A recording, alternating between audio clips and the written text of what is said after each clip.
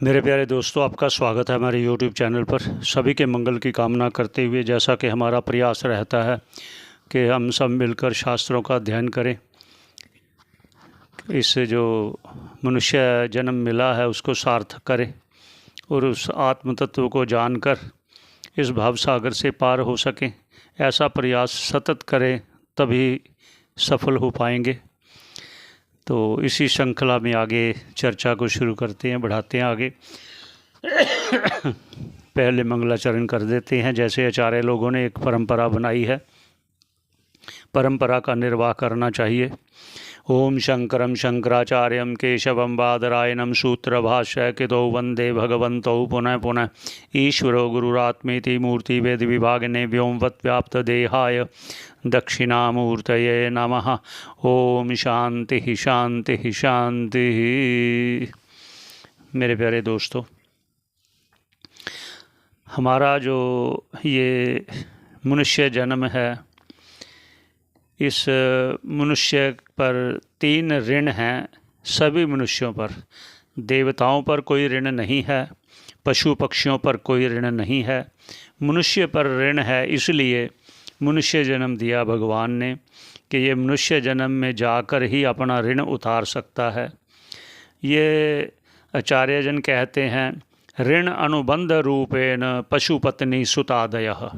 ऋण अनुबंध, ये एग्रीमेंट हुआ। जैसे ऋण अनुबंध रूपेण पशु पत्नी, पशु हो, पत्नी हो या पुत्र या संबंधी जितने भी हैं, सभी के साथ हमारा एक ऋण अनुबंध हुआ है। ऋण अनुबंध किसी से लेना है, किसी से देना है। जब तक वो नहीं पूरा होगा तब तक ये शरीर में हमारा तादात्म्य बना रहेगा। उस तादात्म्य को हटाने के लिए भी प्रयास करना चाहिए, ऋण को हटाने के लिए भी। इसलिए कहा ऋण अनुबंध रूपेण पशु पत्नी सुतादयः। पशु के भी हम ऋणी हैं, जिसके, सभी के नहीं, जिसके। जैसे आप जानते हैं या देखते हैं, आपने देखा भी होगा, कोई डॉगी वगैरह पालता है, कोई भैंस पालता है, कोई गाय पालता है। ऐसे ही जब तक उसका प्रारब्ध है पालने वाले के साथ, और पालने वाले का उस पशु के साथ जब तक संबंध है लेने देने का, तब तक वो रहेगा। उसके बाद कोई संयोग बनेगा, कुछ भी संयोग बनेगा, तो वो संबंध अर्थात जो उसका दोनों का रहना इकट्ठा, वो विच्छेद हो जाएगा, अर्थात वो वियोग हो जाएगा। या जानवर चला जाएगा या व्यक्ति चला जाएगा। जैसे आपने देखा भी होगा, डॉगी खो गया या कोई ले गया, कोई मर गया वो डॉगी वगैरह, तब तक है जब तक उसका अंजल है। ये आपने श्रवण किया है, जानते भी हैं, अनुभव भी किया है। और देवताओं के हम ऋणी हैं इसलिए क्योंकि देवता हम पर अनुग्रह बनाए हुए हैं। सूर्य भगवान प्रकाश दे रहा है, चंद्रमा अपनी चांदनी देकर शीतलता दे रहा है, वरुण भगवान हमारे जल देकर कृषि आदि का सहायता कर रहा है, ताकि हम अनाज वगैरह उत्पन्न कर सकें और अपना जीवन निर्वाह कर सकें। ऐसे ही सभी आप समझ सके तो अच्छी बात है। ज़्यादा विस्तार ना करते हुए, पितृ ऋण है, संतान उत्पत्ति द्वारा पितरों का श्राद्ध तर्पण आदि करके उनको प्रसन्न करके ऋण हो सकते हैं। ये दोनों ऋण हो गए, देव ऋण यज्ञ आदि करके, पितरा को प्रसन्न करके तर्पण श्राद्ध आदि करके ऋण उतारा जा सकता है। और तीसरा ऋण है ऋषि ऋण।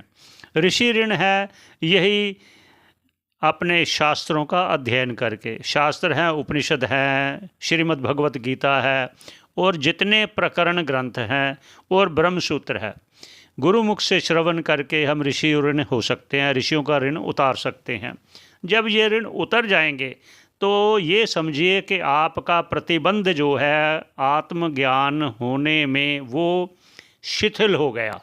शिथिल अर्थात निर्बल हो गया। वो प्रतिबंध निर्बल होने पे आत्म तत्व को जानने में सरलता होगी। ये अध्ययन करने पर शास्त्र की भी कृपा होती है कि वो अपने आप अपने अर्थ को प्रकट करते हैं। गुरु मुख से जब श्रवण करते हैं, गुरु की कृपा से ही, शास्त्र की कृपा से भी, और ईश्वर कृपा तो कर ही रहे हैं। ईश्वर कृपा कर रहे हैं तभी तो हम गुरुमुख से श्रवण कर रहे हैं, शास्त्रों का अध्ययन कर रहे हैं, और ईश्वर हमें अवसर भी दे रहा है। इसलिए हमारा प्रयत्न रह गया। जब हम प्रयत्न नहीं करेंगे तो बाकी ये तीनों जो प्रयत्न हैं, गुरुमुख से श्रवण किया, शास्त्र उपलब्धता, ये फिर बेकार ना हो जाए, इसलिए प्रयत्न करें। आइए शुरू करते हैं पतंजलि योग सूत्र पर। ये क्यों उन्होंने सूत्र लिखे कि समाधि के द्वारा हम उस आत्म तत्व को जान सकते हैं। जब हम समाधि में बैठते हैं तो हमारे एक विक्षेप दूर होता है। विक्षेप अर्थात जो हमारी बुद्धि बार बार जगत में जाती है, संसार में जाती है, देह में जाती है, उससे हटती है। इसलिए समाधि में ये योग सूत्र बहुत ही लाभकारी है। और पतंजलि भगवान ने जो सूत्र किए हैं, ये तो किए ही हैं, इन्हीं के उदाहरण बहुत दिए गए हैं। कहाँ कहाँ हैं?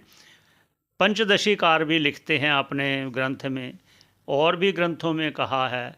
और भगवान शंकराचार्य जी के दादा गुरु जो हैं गौड़पादाचार्य जी, उन्होंने भी इस पर भाष्य लिखा है। इसकी इसलिए और भी इसकी प्रयोगित जो इसकी योग्यता है और इसकी जो ज़रूरत है और इसकी जो महत्वता इसके बढ़ जाती है ज़्यादा। इसलिए आइए उच्चारण करते हैं पहले। अथ योग अनुशासनम, ये समाधि पाद का है पहला सूत्र है।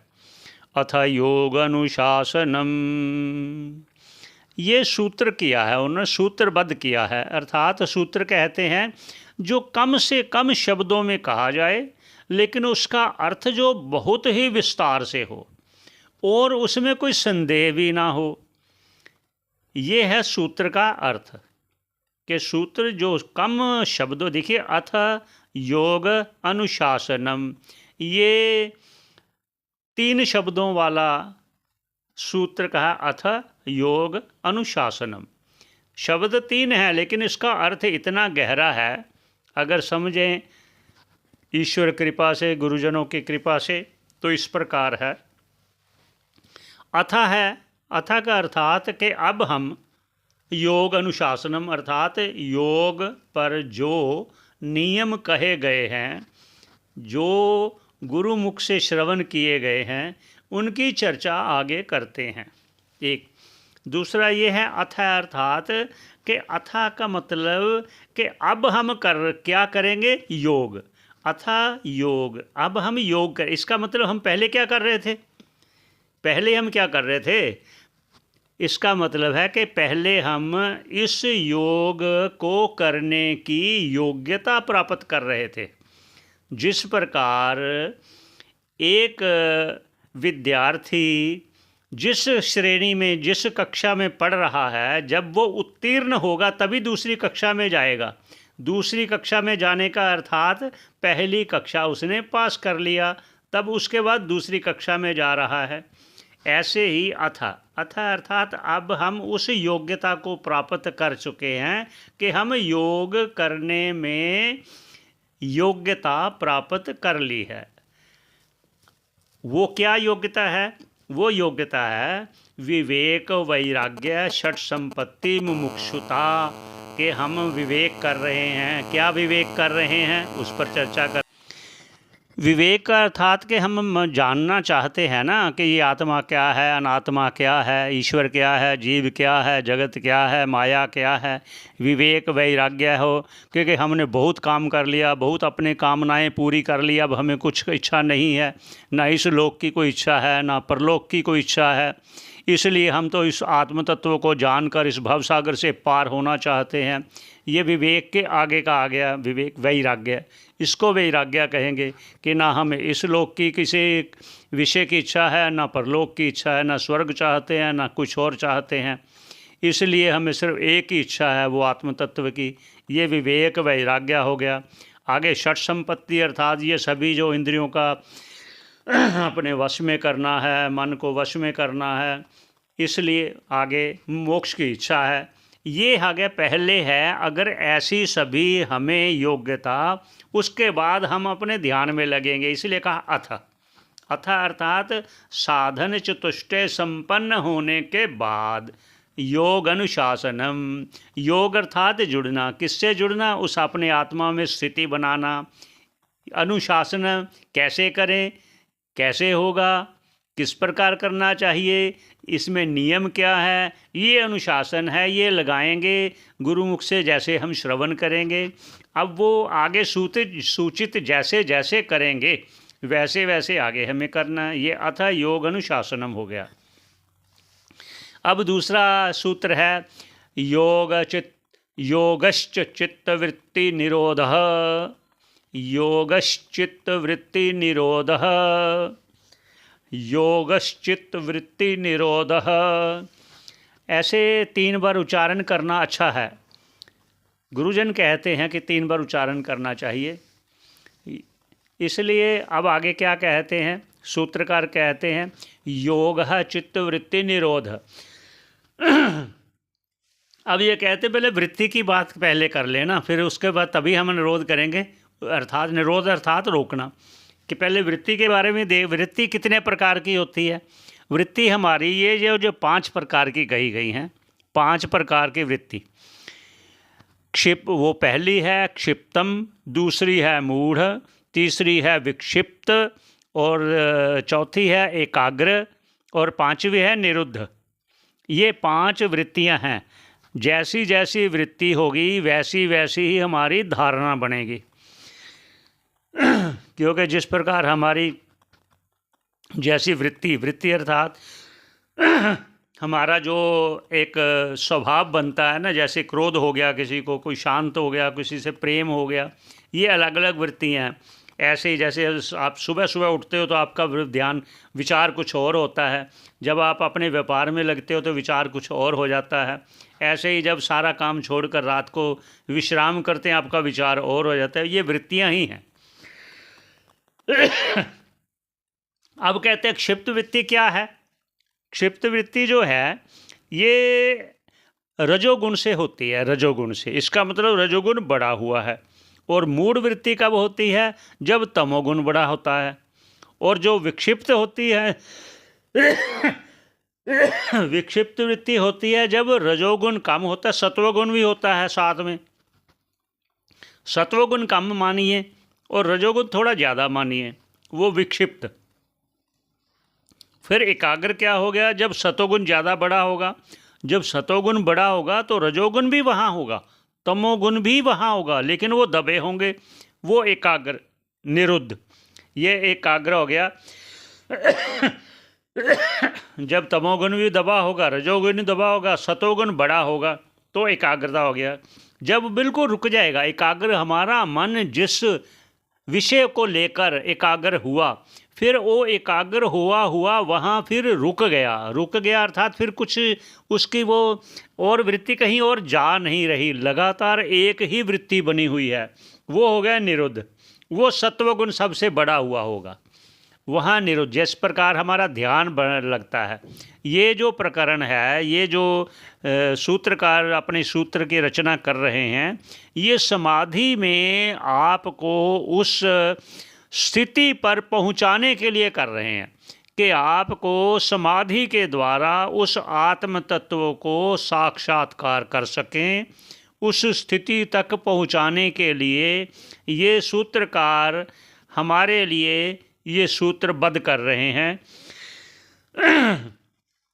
अब फिर और आगे का चर्चा कर देते हैं कि जो क्षिप्त है, मूढ़ है, विक्षेप है, एकाग्र है, निरुद्ध है, ये कैसे होता है।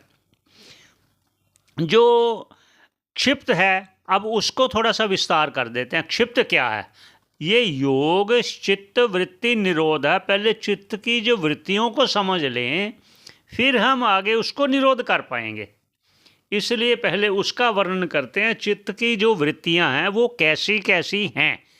जब हमें पता चल जाएगा कि हमें राजमा पसंद हैं ये खाएंगे लेकिन हमारा पेट उसको हजम नहीं कर पाएगा। माँ की दाल है, ये हमें सूट नहीं करती। हम ये चीज़ खाएंगे, ये हमें हजम नहीं होती। हम क्यों? क्योंकि हमने पहले अनुभव किया है, इसलिए हमें दूसरी बार उसको नहीं खाएंगे। जैसे जैसे पहले आपने अनुभव किया वो चीज़ आपको सूट नहीं करती, ऐसे ही जब आपको अनुभव होगा कि ये क्षिप्त वृत्ति क्या है, ये मूढ़ वृत्ति क्या है, ये विक्षिप्त वृत्ति क्या है, तभी तो आप रोक पाओगे ना। इसलिए उसकी चर्चा हो रही है कि पहले वृत्ति को जाने, वृत्ति क्या क्या है। अब जो क्षिप्त वृत्ति कही है उसका विस्तार करते हैं। क्या कहते हैं? क्षिप्त वृत्ति कहते हैं जो रजोगुण से उत्पन्न होने वाली है। तो फिर रजोगुण क्या करेगा? रजोगुण करेगा कि आपको विषयों में डालेगा। ये मैं खा लूँ, मैं वो देख लूँ, मैं वो कर लूँ, मैं ये पहन लूँ, मैं वो जा लूँ, मैं वो कर लूँ, ये मुझे चाहिए। अर्थात विषयों में डालने वाला जो है रजोगुण, ऐसी जो वृत्ति उदय होती उसको कहते हैं क्षिप्त। अब आगे है मूढ़ वृत्ति। अब मूढ़ वृत्ति क्या है? मूढ़ वृत्ति है निद्रा आदि, आलस आदि करना। मतलब ये काम नहीं, चलो यार फिर करेंगे, चलो कल करेंगे, चलो परसों कर लेंगे, कोई बात नहीं, बहुत टाइम पड़ा है। आलस कर देना, काम में मन ही ना करना। ऐसा कि मैंने ये काम करना चाहिए, जो काम करना चाहिए नहीं नहीं अभी रहने देते हैं, फिर कभी करेंगे। ऐसी वृत्ति जब उदय होती है तो वे समझ लीजिए ये मूढ़ वृत्ति है। ये जब हम जानेंगे कि हमारी ये वृत्ति उदय हो रही है तभी हम उसको कंट्रोल कर पाएंगे। अब उसके आगे से विक्षिप्त क्या है? अब विक्षिप्त के लिए कहते हैं जो ये जो मूढ़ वृत्ति तो हो गई, आपने जान लिया, तमोगुण का कारण हो गया। उसके बाद आ गया जो रजोगुण और तमोगुण के साथ सत्वगुण जुड़ा होगा, वो ये कभी कभी होता है, ये सदा नहीं होता। कभी कभी होने से, कभी ध्यान में मन गया, कभी चल यार ध्यान करते, चलो आप अध्ययन करते हैं, अध्ययन करने ही लगे तुरंत हट गया, चलो और काम कर लेते हैं, चलो छोड़ो बाद में पढ़ लेंगे। मतलब मिक्स काम हो गया। तो उसके बाद आ गया एकाग्र मन। एकाग्र मन क्या कहता है? जब शुद्ध सत्वगुण हो जाएगा तो आपका मन लगने लगेगा कि मैं अध्ययन करूं, मैं ध्यान करूं, मैं जप करूं। तो उसके बाद आ गया निरुद्ध का। निरुद्ध का है जो अत्यधिक, जो लगातार आपका ध्यान, सत्वगुण जब ज़्यादा बढ़ेगा तो आपका मन निश्चित रूप में नहीं यही करना है, मैंने यही ध्यान लगाना है, सभी काम छोड़ देने हैं। आपका मन दूसरे कामों में जाएगा ही नहीं। अगर गया भी तो आपका नहीं, ये बाद में करें, पहले ध्यान करेंगे, हम पहले जप करेंगे, पहले ये करेंगे। ये मतलब हो गया सत्वगुण बढ़ा हुआ है। अब इनको कंट्रोल करने पर, इनको जब हम साधेंगे, जब इन वृत्तियों को समझेंगे, तब उनको हम धीरे धीरे के देखेंगे हम आलस्य आ रहा है तो इसको हटाएंगे। जब देखा ना हमारा मन विषयों में जा रहा है, उसको हटाएंगे। इसलिए अब योगश्चित्त वृत्ति निरोध, उसमें आत्म तत्व में जुड़ने के लिए उस वृत्तियों को रोकना है। अब इसकी चर्चा हम आगे करेंगे, यहीं विश्राम देते हैं। सभी के मंगल की कामना करते हुए पुनः सभी का मंगल हो, सभी का कल्याण हो। श्रवण करने का बहुत बहुत धन्यवाद। ओम शंकरं शंकराचार्यं केशवं ओम शंकरं शंकराचार्यं केशवं बादरायणं सूत्रभाष्यकृतो वंदे भगवन्तौ पुनः पुनः ईश्वरो गुरुरात्मेति मूर्तिभेद विभागिने व्योमवत् व्याप्तदेहाय दक्षिणामूर्ते नमः। ओम शांति शांति शांति।